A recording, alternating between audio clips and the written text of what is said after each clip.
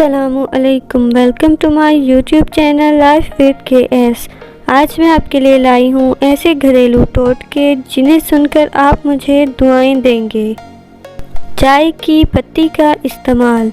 चाय बनाने के बाद कहवादानी में जो पत्ती रह जाती है, इससे एक तो आप अंडों वाली प्लेटें धो सकते हैं, दूसरा ये कि इस पत्ती को धोकर खुश्क मिनी प्लांट या गुलाब के पौधों में डाला जाए तो ये खूब बढ़ते हैं। मैदा या बेसन। मैदा, आटा या बेसन में बरसात के मौसम में कीड़े पैदा हो जाते हैं।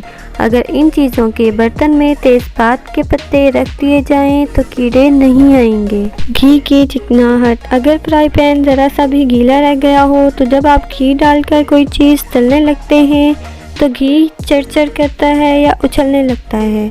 अगर इस उछलते घी में चुटकी भर आटा डाल दिया जाए तो ये ठीक हो जाता है।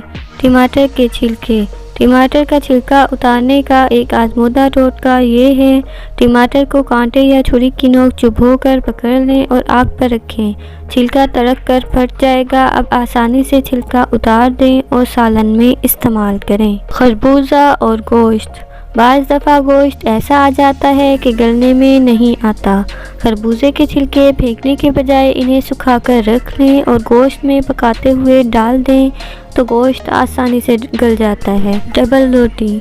अगर छुरी को गर्म पानी में डुबोकर डबल रोटी के स्लाइस काटे जाएं तो आसानी से कट जाते हैं। नमक और दर्द। दांत में दर्द हो तो नमक और सरसों का तेल मिलाकर लगाएं। नमक दर्द को दूर करता है। बीड़ी या शहद की मक्खी काट जाए तो नमक और सिरका मिलाकर काटी हुई जगह पर लगाएं। नमक के गरारे करने से गले की खराश में अफाका होता है। प्याज, हाथ और बू। प्याज काटने के बाद हाथों से जो बू आती है वो बहुत नागवार लगती है।